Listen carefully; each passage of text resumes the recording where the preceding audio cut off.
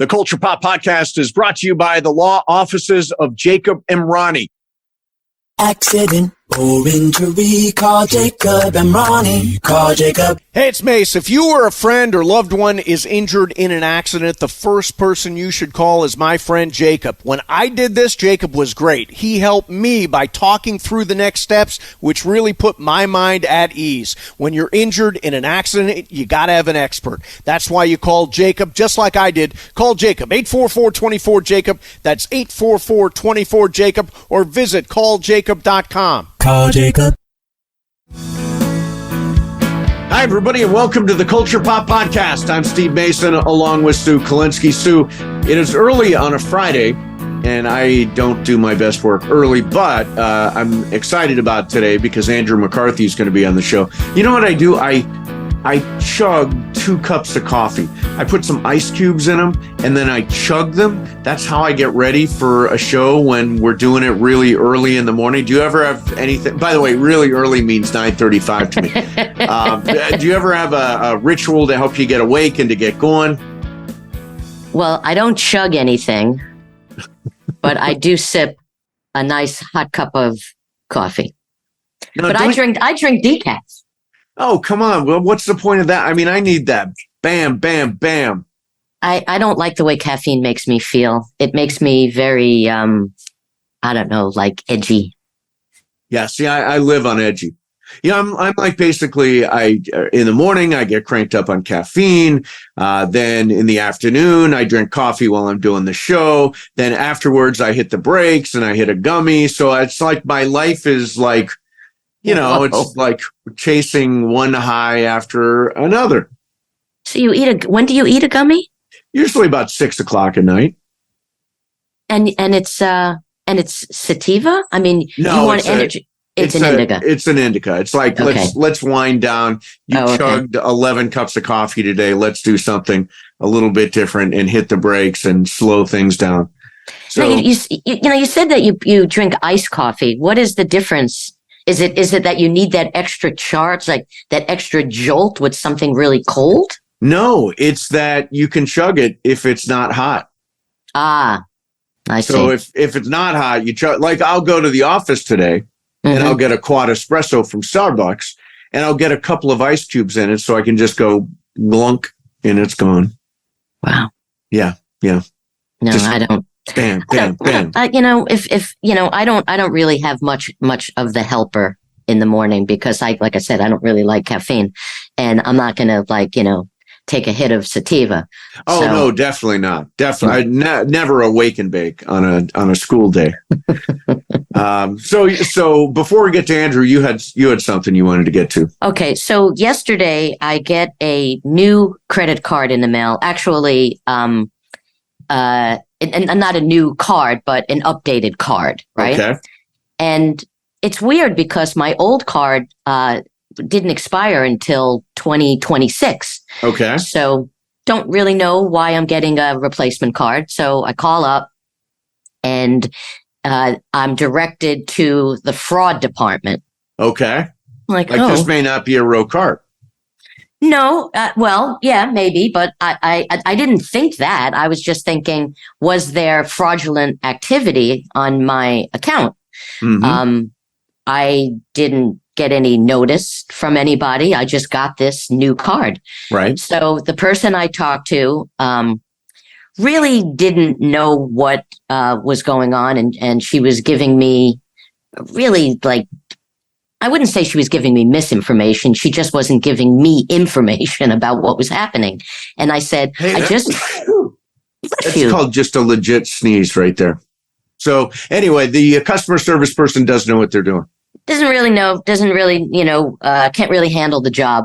Mm-hmm. So, because she kept on saying to me, well, your prior card and your new card. And I said, let's take the new card out of the equation because I just got the card and called you. So I haven't used the new card. So there cannot be any charges on the new card. Yes. So she couldn't figure it out. So she connects me to somebody else. And so the woman supervisor said to me, okay, I said, was there any fraudulent activity? And she said, well, we saw something suspect.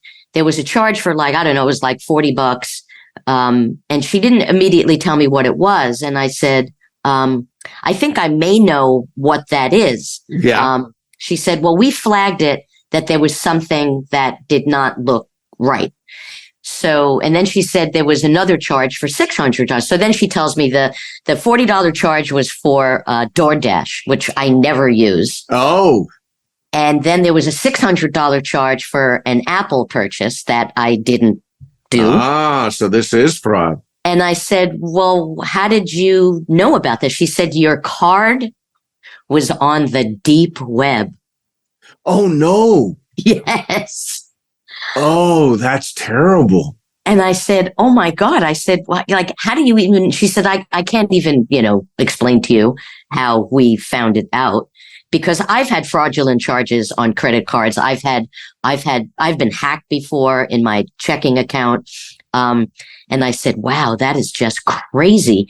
So, she said, don't worry about it. It never made it to your card. Like, we immediately saw it, we flagged it, and the charges never went through. Wow. That's kind of scary. Yeah, it is scary. So, like, given that information, I still don't get like extra protection for things. Like you can get software, that you're talking about like security stuff, malware and stuff like that. All that business. Yeah. Because I always think that I'm going to install something and that is going to be worse. Yes. Or they're going to be able to get into my computer another way. Yeah. Right. So are you that kind of guy? Like when you take a trip, I'm talking about just extra protection all around. Like when you take a trip, do you take out the insurance in case you have to cancel your trip, or do you just whatever happens? Let her rip if the trip works? Like, for example, we're supposed to be going to Vegas this weekend. It's not even booked yet. Like, we're supposed to be going because it's like a last minute, let's see what deals we can get, that kind of thing. So no trip protection, but I've never taken the trip protection. Like, for example, when you go rent a car, they give you the option to get this extra insurance. And the reality is your insurance would wind up covering whatever it is that happens. So I never get the insurance there either. Well, your insurance will cover it. And a lot of times certain credit cards cover it also. Right. So the dark web, though, is scary. Like I know Al Gore invented the real web. Who invented the dark web? That's what I want to know. Elon Musk. Yeah, Elon Musk. No, but I mean, there's like all kinds of weird shit going on in there. People are buying illegal stuff and, exporting wild animals and buying heroin and all kinds of crazy stuff on the dark web. So I've never been there. Nobody ever gave me the directions. I could put it in my GPS and maybe I could get to the dark web, but I have no idea where it is or how to get there. Well, it's kind of like what, one of the newer things that's been going on is I'll go online, or it pops up sometimes on Instagram, mostly on Instagram. There'll be an ad to buy like Allbirds shoes that I really like. Okay? I get that ad a lot. Yeah.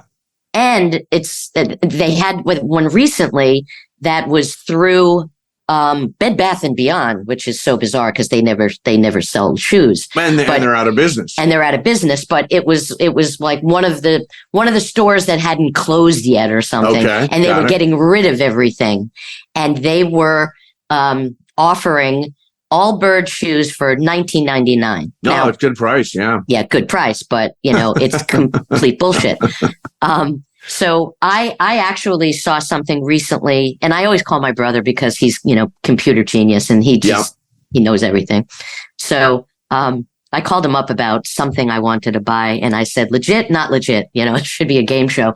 And he said, no, don't do it. It's total crap. So they're getting to you, they're getting to you in the wheelhouse of people who want a bargain. Yeah. Right. But if it's too good to be true, it's definitely it always is. It always is. Well, if you want to reach Sue, she's available on the dark web. Would you like to give the credit card number so they can find you, your address, anything like that? I can give them the old number. The old number. There you go. It was funny because the woman said to me, when we were ending the call, she said, "Okay, so you can tear up that card, rip up that card. It's canceled. And then I said to her, see ya, suckers. There you go. There you go. All right. Well, let's do this. Our guest today was in so many of the movies that I grew up on. Pretty in Pink and Less Than Zero and Mannequin and Class and St. Elmo's Fire. He's gone on to become a successful director on shows like Blacklist, Gossip Girl, and Orange is the New Black. And as an author, he's written 3 books. He's here to talk about his latest, Walking with Sam, A Father, a Son, and 500 Miles Across Spain. Andrew McCarthy joins us. Andrew, thanks a lot for doing this, man. Really appreciate it. Oh, pleasure. Good to be with you. So the book is really great. Absolutely loved it. And I want to get into this journey that you went on with your son, Sam. I should mention Sam has been a guest on this show when he was doing Dead to Me. So now we get the dad portion of this conversation. Time, yeah. So I got to tell you, you and I are about the same age. I grew up on your movies. I thought you guys, meaning the BRAT Pack, were like the coolest guys in the world. I recognized my life in St. Elmo's Fire, where I was in life. Those characters were, and I still love that movie. So all of your work had an impact on me. I would imagine you get that a lot. I do. But it's a beautiful thing. It's come to be a beautiful thing for me over the years. It wasn't always that way. I mean, I hated the term BRAT Pack when it was coined, as did everyone else who was labeled with that moniker. But over the century since then, I've kind of come 180 degrees on it of embracing it, because I am exactly what you just said. I'm like, and the other members are like an avatar for your youth. You look at me and you think of that own wondrous time in your own life, because there's no more exciting time in life than that. When you're like 20, 21, the world's just yours. Your life's a blank slate to be written upon, and it's get out of the way, world, here I come. And that's an amazing feeling. So when people come up and talk to me and see me, they're really talking to themselves in their own youth, and they have great, consequently they bestow a lot of affection on me.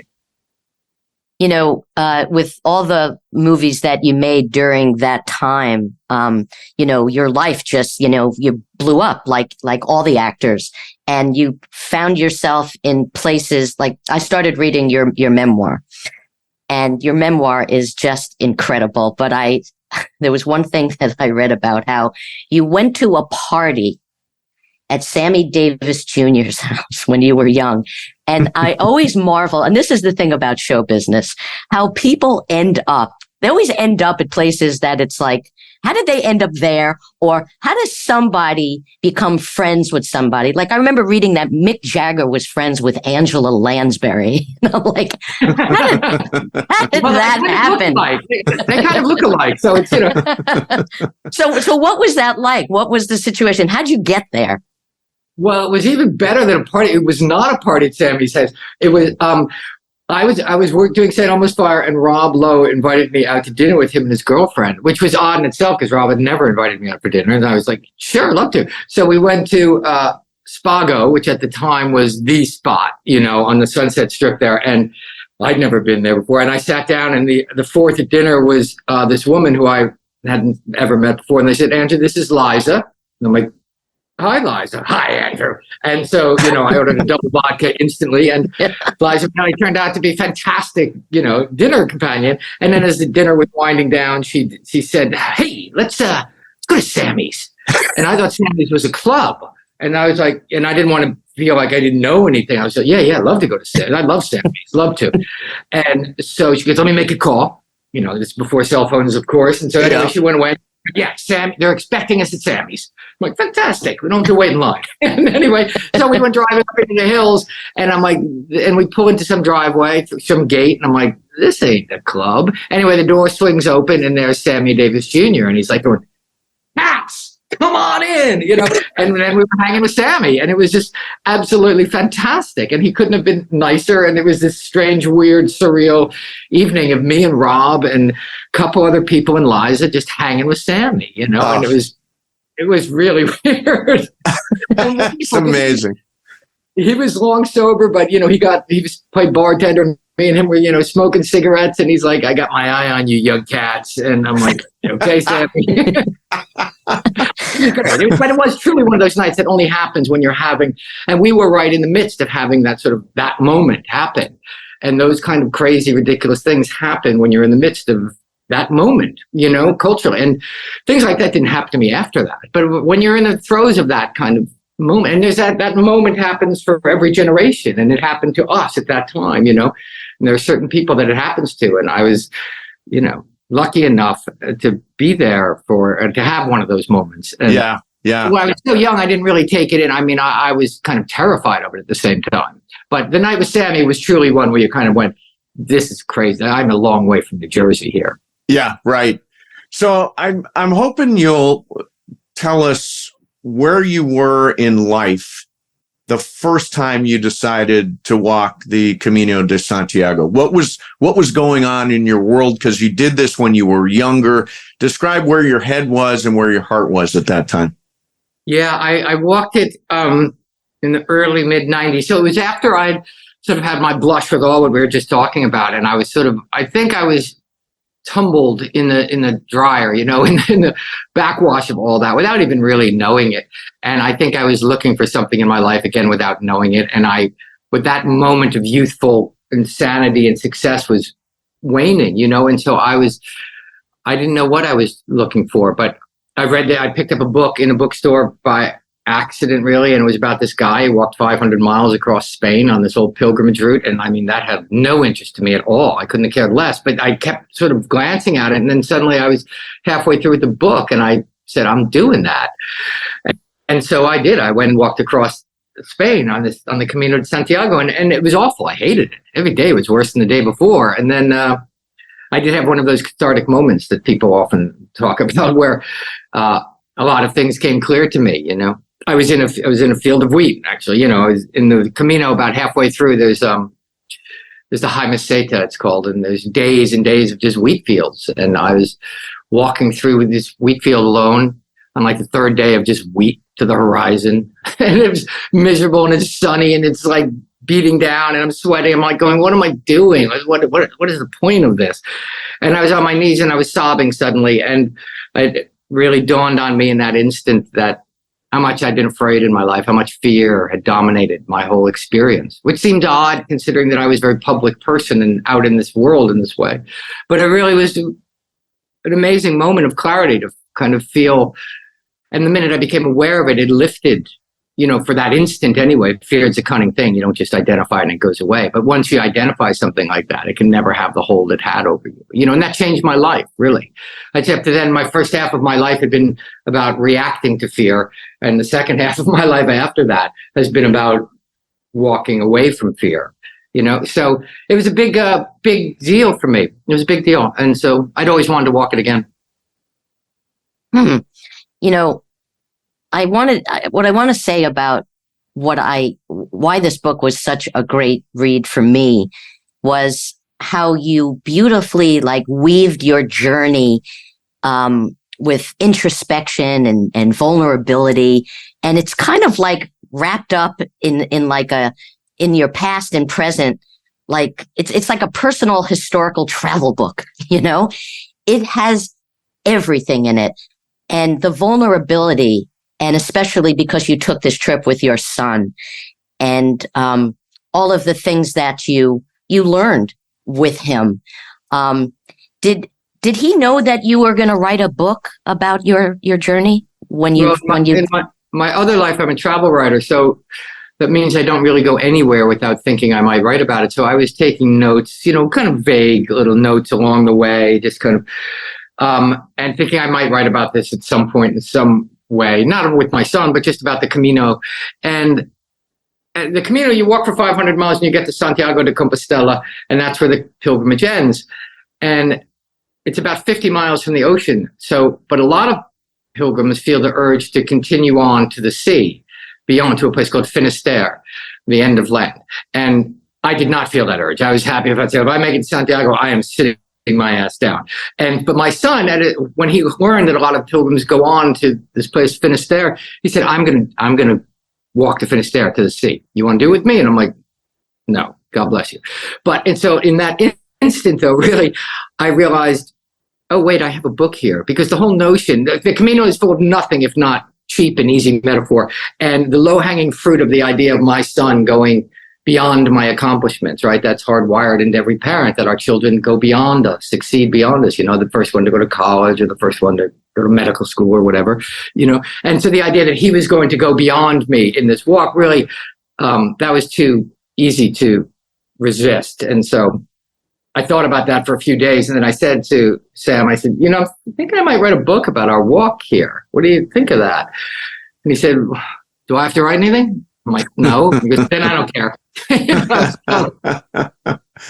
So why was it important to walk the Camino de Santiago with your son? What made that the right thing to do, the thing that moved you, and the thing that you sort of came time for?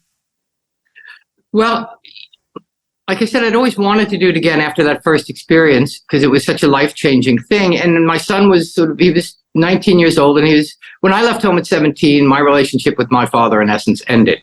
And I didn't have a relationship. I saw him probably a dozen times for the rest of his life. And that, I'd say, is one of the, and I reconciled with him when he was dying, which was, I'm grateful I did. But that's one of the regrets of my life, is that I had no relationship with my dad. I think that was a real loss for both of us. But given who we were, I don't think it could have been other. But anyway, I did not want that to happen with my kids. I just thought, if my kids want to have a relationship with me through their adult life, then my life will have been a success. I think I even say that in the book, and it's true. And so my son was just starting to leave the way 19 years, he's not going to listen to me anymore, parenting him hard. And he had a girlfriend. And one day my wife turned to me, and suddenly Sam was just sort of gone. And she just turned to me and goes, is that Sam gone already? And I realized, and I didn't know, oh my God, it's already happened. What I didn't want to happen, when it's already happened. He's gone. And then, as luck would have it, his girlfriend and him broke up. And so he was moping around the house, and I pounced on him. And I said, Sammy, you want to walk the Camino with me? And he was like, because he was, moping and heartbroken, he was like, sure, whatever. And at that moment, I literally walked into the other room. I got my computer out. I bought 2 tickets to Spain, and 2 days later we were walking, because I knew he'd change his mind, Yeah. But I just wanted something to kind of rewrite the dynamic of our relationship, in the sense that, the parent-child thing wasn't appropriate anymore. And I didn't have any template for how that one has an adult relationship with your child. So I thought, and I knew the Camino sort of reveals yourself to yourself, reveals you to yourself. And I knew that because of my own experience. And I thought he would benefit from that, and I certainly wouldn't hurt me another time. So that's really why we went. And it did all that. It did all that. When we came back, I have to say, on day 2, Sam says to me, Dad, what's the point of this fucking walk? And when we finished on the last day, he did say, Dad, that's the only 10 out of 10 thing I've ever done in my life. So, when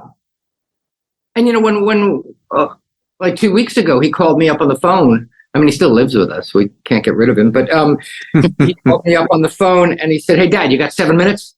I'm like, go. And he just wanted to bounce something off me, and just talk something through and stuff. So that call, I don't think would have happened if we hadn't gone to Spain, And so that I kind of went, oh, yeah, that was time well spent. Yeah, that's also, I have to really just interrupt you. I had the ultimate luxury you have with an adult child, which was time.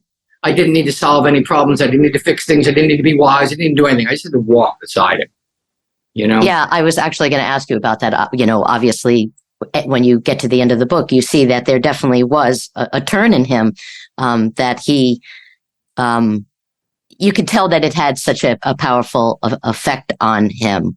But there seemed to be some criticism from people who do the walk, because, I know some Dutch guy came over to you because you were staying in a place that had showers, and he kind of accused you of not being a real pilgrim. And basically what you hear from people that have done it, people that I know, it's like you do your own Camino. And in the beginning, when Sam seemed to be kind of reluctant to things, how hard was it to just allow him to do his own Camino and not interfere with what your experience had been? Well, that's a really good question. That was the whole challenge of the entire thing, really, because again, like I said before, the Camino is nothing if not metaphor in motion, and just let him live his own life. It's not yours to guide. I still have a 9-year-old. I still have the luxury. I can make him happy at any moment. I can just do something or give him something and I make him happy. That's not the case with an adult child, and so to just let him have his own experience was a big thing for me to realize that. Just hands off here, Andrew. Just you're with him. You're not manipulating or curating his experience of life anymore. And where do you fit in that life then? And how does he fit in your life then? So that's what the whole trip was really about. That's well asked, because that's really what the trip, that was it. And it took me a while to just kind of what I kept coming back to is just don't do anything. Just walk. Just be with him. Don't do anything. And I didn't know that would be the answer beforehand, but I was just like, just be there. And my son's funny, you sit him down to chat, you don't get very far, but you get him moving, eventually it all comes out. So, every morning I would start walking and I would just go, don't say anything, don't speak. And whether it was 5 minutes or an hour and a half, suddenly out of nowhere, he'd go, and off he'd go. And, and so, it was about, and, learning to trust that there was something there underneath, beside the parenting and me telling you how it should be and giving you wisdom. What is there anything there if you take all that away? And you have to trust that maybe there's nothing here. And okay, well, what can fill that space? Because hopefully there's still love existing. And what would love fill up then if it's not that dynamic?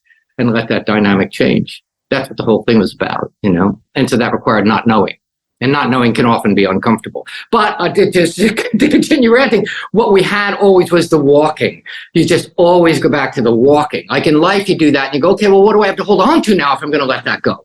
But in doing the Camino, you could always go back to the walking. And in physicality, particularly extreme kind of physicality like this, where you're walking over a long period, that wears you down, wears down the defenses and, grounds you in yourself. And so that was, and I did know that. I knew the Camino will just take care of it because it took care of me the first time.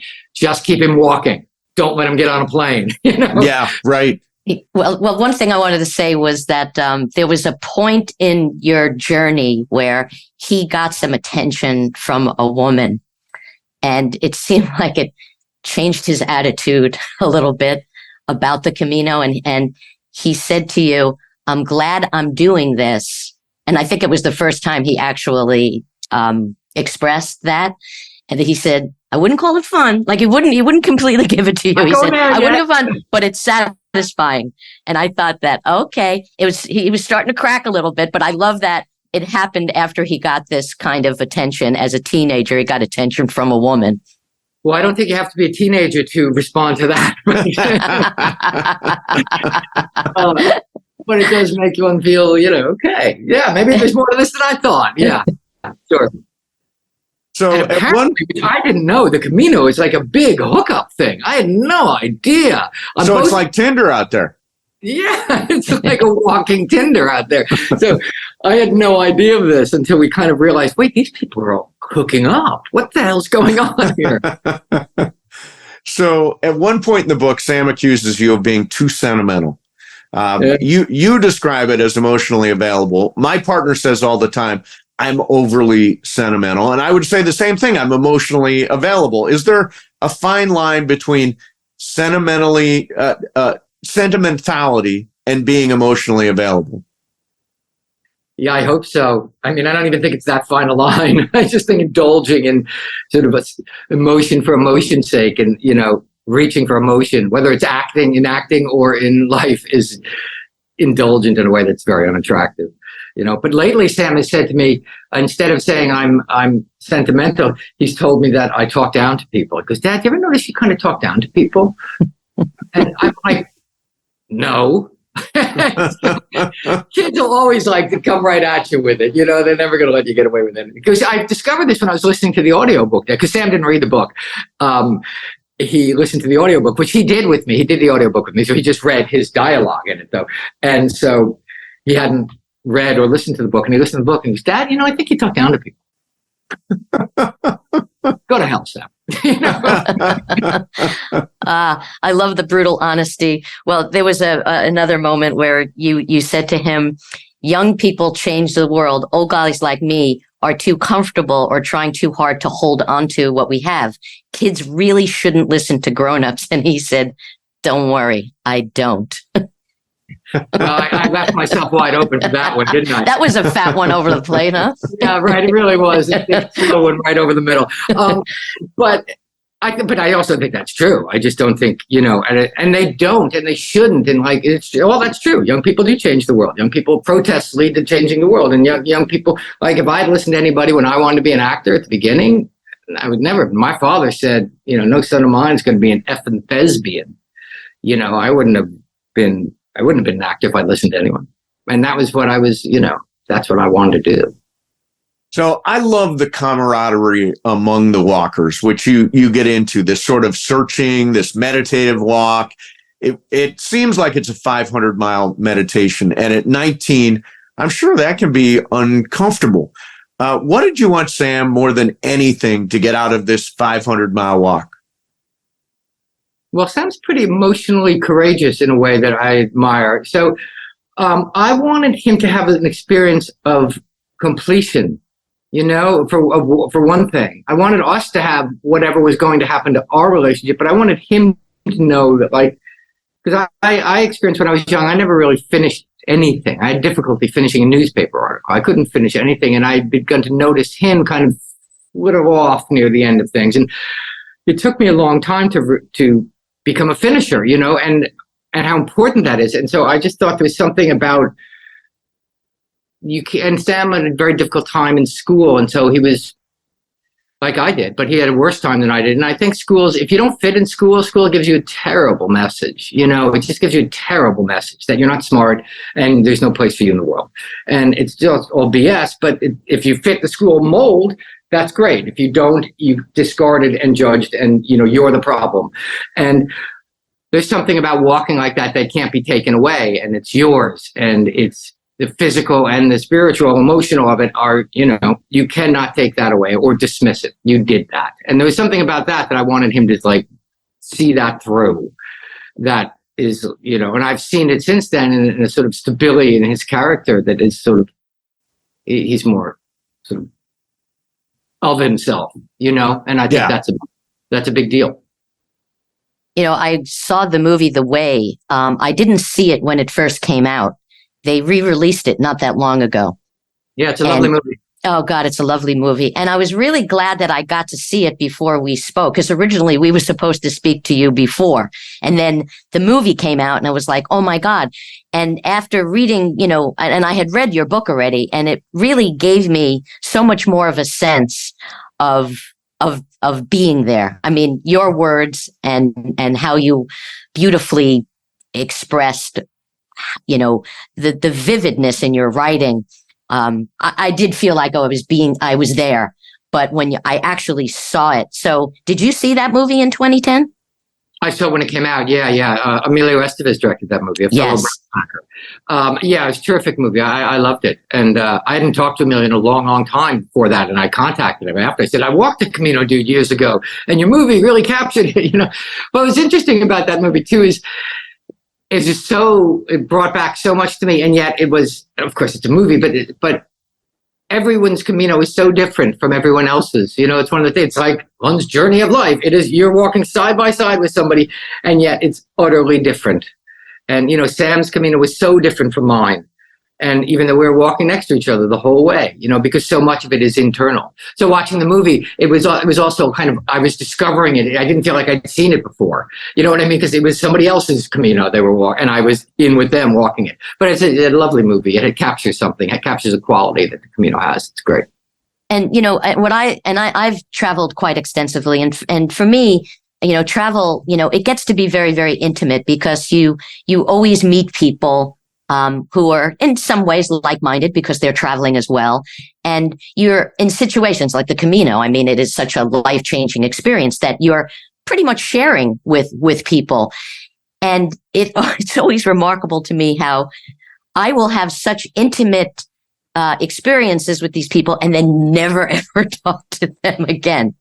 Yeah. I mean, that's one of the beautiful things about travel. Travel elicits, again, our sense of wonder and innocence and awe and all those kind of wonderful childlike qualities that it just opens us up again. And, that's why so many people say they're their best versions of themselves when on the road. I discovered that too. The farther from home I got, the more at home in myself I felt.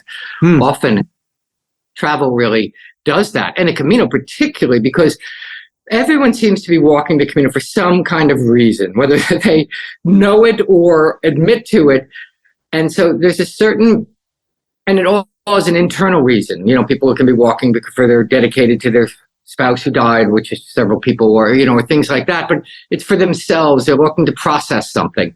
And if everyone's doing that, and all the defensiveness of society fall away, and because all you're doing is walking, eating, and sleeping, and you're doing it with other people doing the same, there's an immediate intimacy and availability and accessibility that happens on the Camino that I don't find happens other places. Certainly in travel, it's more likely to happen quicker, but in the Camino, it seems to be the mode of operandi where when you sit down, how are you? They tell you. Yeah. You don't go, yeah, I'm good. No, how are you? So you are now a successful author, a travel writer, a television director. When you look back now on the BRAT PACK era, as it's come to be called, how do you view it? Was it fun? Was it overwhelming? What do you think of those intense years of movie star kind of life? Awesome, in a word. Awesome is the word. I think it was overwhelming to me. I was not, I wasn't a Kennedy. I wasn't bred for success in that way. So I found it confusing and ill-equipped. I felt, the problem for me with it was, I think, and one of the things about the Camino I wanted to do is, I felt unseen. The minute the BRAT PACK label came out, we felt unseen, because before that we were seen as like, oh my God, and we were getting all this attention. People were beams on it. We were being seen, and it was wondrous and exciting and kind of a little scary and full of a little trepidation, but I'm getting to do what I want and it's thrilling. Suddenly the BRAT PACK label comes out and we were labeled, and at the beginning it was a very pejorative term. I mean, who wants to be called a brat? Who wants to be lumped in a pack? And this article from which it was born in New York Magazine article, was scathing. One of the interesting things, I think, is given our culture now with all the different medias and things and access, there was one magazine article for 1 week in a regional magazine, and the BRAT PACK label stuck 35 years later. Wow. And in days people were using the term BRAT PACK because there was at that time a very unified youth culture. Every Monday morning, kids came in talking about, did you see X movie Friday night? And next weekend, it was the same thing. Did you see X movie? Did you see Pretty in Pink? Did you see Breakfast Club? Did you see St. Elmo's Fire? And nowadays, there's so much different things going on that just wouldn't happen. There is no unified youth culture the way there was then. So, but when the BRAT PACK label was leveled at us, I felt suddenly unseen. I felt like, well, wait a minute, that's not who I am. Sorry. That's not who I am. That's not who these other people are. I don't even know these guys. I'm friendly with them, but we don't hang out. We don't, And so it was. So that's why, in walking to bring it back to Camino for a second, I wanted my son I wanted to see who my son was. Like, who are you? Which I think what we all want so much in life is see me, hear me and see me. And we all want that. And so with the BRAT PACK, when that happened, I felt suddenly unseen, in a way that, and labeled and, dismissed, as it were. And so, but then it again took me years with what we started with it to come to realize, no, it's a beautiful thing. I'm an avatar of your youth, and I represent that innocence and opportunity and open playing field that life presents at that age. And so, but it didn't always feel that way. Yeah. Yeah. So I read that you're doing a documentary about the BRAT PACK. Yeah, because when I did that book a couple of years ago, you alluded to before, and all the things I've just been saying, how it made me. I really looked at it. I go, what was that? Because it was something I ran from for so long, and so I sat down to write that book, and I just wrote that book on my own. I didn't tell anyone I was writing it. I wasn't planning. I didn't sell a book and then go write it. I wrote it because I'm like, what happened there, and. So I wrote it, and then I said, oh, okay, this is interesting. And that journey of hating and feeling maligned to embracing that's an interesting journey, I thought. And it took me a long time. But And so I thought, well, then what? I know everyone else experienced a similar feeling of a 2x4 up the head when it happened. But then I've never talked to anybody about it in all those years. And I know they've never talked to anybody, because one of the ironies is the minute the BRAT PACK label happened, everybody scattered. Nobody wanted to be in a movie, ensemble movie anymore. Nobody wanted to be seen in a movie together anymore, because we wanted to escape this stigma. And so the minute it was born, it ended it. And so, and I've been asked, dozens of times over the centuries to do, people want to make a BRAT PACK documentary. And my answer is always, before you even finish the sentence, nope, not interested. Because no one from the outside knows what it felt like that's the same of all our lives. But, from the outside, it looks one way, and the inside of his experience very differently. And so the only one that could have made this movie is someone who was in it. Because I'd called people, I went to talk to Amelia, and I said, Amelia, why are you talking to me? You always say no to everybody. It's because you called me, and you know. We see each other. We don't know each other, but we haven't seen each other in 35 years. And if I'd met some other actor, some random actor that I did a movie with 30 years ago, I'd say, hey, good to see you. Oh, yeah, that was a fun time. And that'd be the end of it. Yeah. With Emilio, with me, with Rob, with Ali, I just look at them and I just go, hello. Yeah. And we know, and there's that intimacy, and that will always be there. Like Ali pointed that out. Ali just said, Andrew, I just look at you. I haven't talked to you in a quarter century, and I just look at you, and I'm like, there you are. And that's nice. No, I just got to chill. That's so sweet. You see me and I see you, and we know what that's been like to carry that. And so that was just I was shocked how much affection we all had for each other. Rob and I hadn't seen each other, and Rob and I were not close when we were young. We were very competitive. We did 2 movies together. He was the first actor I ever met in Hollywood, and in a movie called Class. And, he was a young, gorgeous LA movie star, and I was like wanting to be a serious New York actor. Kind of, we didn't get along. We didn't not get along. We're different guys. But when we saw each other again after all these years, it was just like we embraced, and then we just walked back and looked at each other, and then we just hugged again. It was just like, oh my God, it's you. And it's been seeing you the same way that you project onto me. I saw my own youth when I see Rob. You know what I mean? Yeah. Mm-hmm. And then there was so much affection for my own youth in a way that I never had before. So it was quite, a surprising experience to do all that. So just finishing touches on that. Yeah. Nice. So I wanted to, you mentioned the movie Class. I believe in synchronicity. I think sometimes things happen in a particular way for a particular reason. This is very weird. We do this show a few days a week, and yesterday our guest was Jaqueline Bisset. No way. Who was your co-star in Class, and I love Jackie. We got to talk to her about the movie and about making it, and she wanted to send her warmest regards to you. Yeah, I love Jackie. When we were doing that movie, she said, as we were finishing, she says, Andrew, what are you doing after the film? And it was my first movie, and I'd gotten the movie by going to an open call. It was crazy. It's like I won the lottery. And I said, I don't know, Jackie, I have to go out to Los Angeles and get an agent. I don't have an agent. And she said, where are you staying? I said, I don't know. She goes, you'll stay with me. It's like, okay. Wow. I lived at Jaqueline Bisset's house for 6 weeks or something. And she used to drive me to my meetings and my auditions, and when she was free. And it was just this crazy, wondrous time. She was so generous and kind to me. She was living with Alexander Godunov, this Russian ballet star at the time. And so I was there. I was like their houseboy. You know what I mean? It was such a wonderful one. I should have quit show business right then, because it was just this really wonderful, innocent time. And these grown-ups and stars were so kind to me in this way that was, that was a beautiful memory. Yeah. Well, what are the odds that we would have Jaqueline Bisset and Andrew McCarthy on back-to-back days? Crazy. Well, also the craziness, which I read about when you auditioned for this, you really were like an undrafted athlete, because I read that they put you on tape, which was something that they didn't actually do back then. And they didn't want to look at the tape or something. It was kind of a weird thing.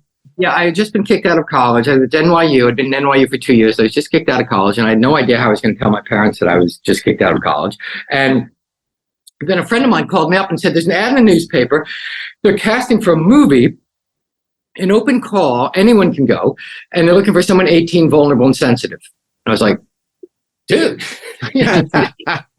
And so I went up to the Ansonia Hotel here in New York when I sat in a hallway with 500 other 18 vulnerable and sensitive kids, and went in and met a casting director for 30 seconds. And he said, come to my office tomorrow.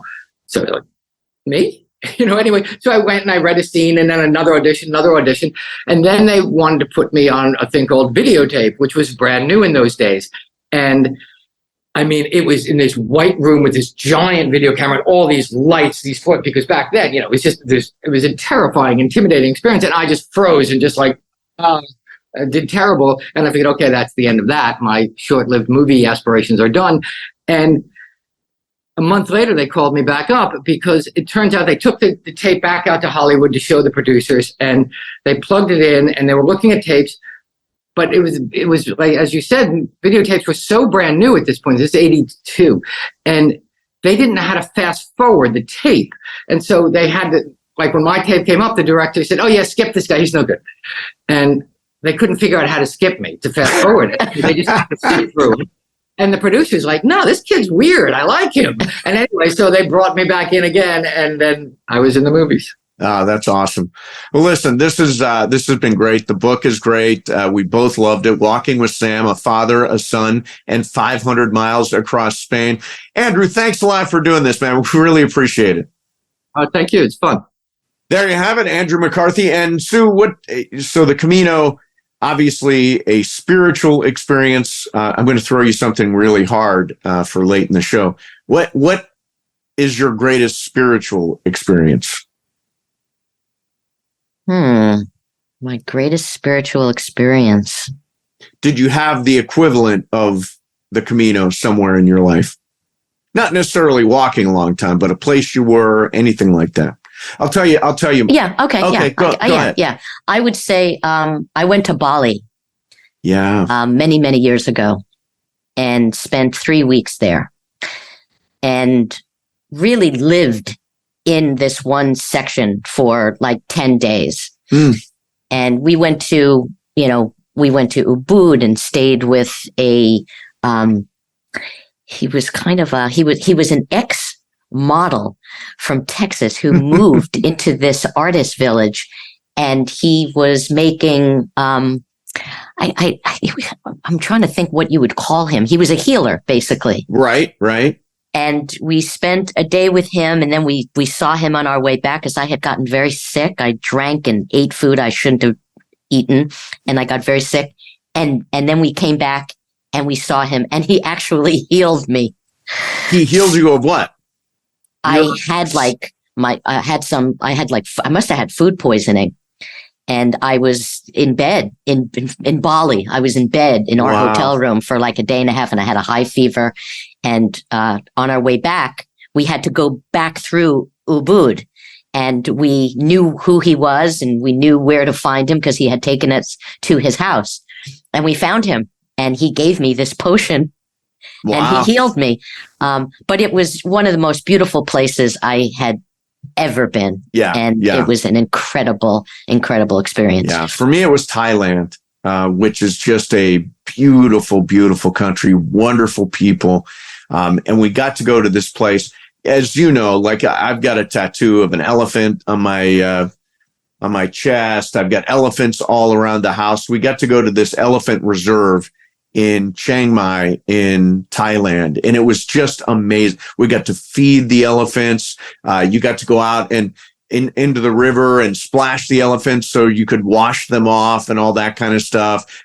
It was amazing. Elephants are just beautiful, amazing creatures. And to be with them, I thought was really, really cool. Almost human. They're almost human. Well, they apparently have really good memories. They probably still remember you. Still talking about me. Those elephants still talking about me in Chiang Mai. All right, there you have it. There's your Culture Pop podcast. Thank you very much to Andrew McCarthy. That was a great conversation. Don't forget, you can subscribe to the YouTube channel. Just go to YouTube and search Culture Pop Podcast, and we will pop right up. And we appreciate if you subscribe and watch the show and leave a comment. Also, you can still listen to the show as a podcast on Apple, Spotify, or you can find all that stuff at stevemason.com. Sue, thank you very much. Great seeing you. And we will see everybody next time on the Culture Pop Podcast.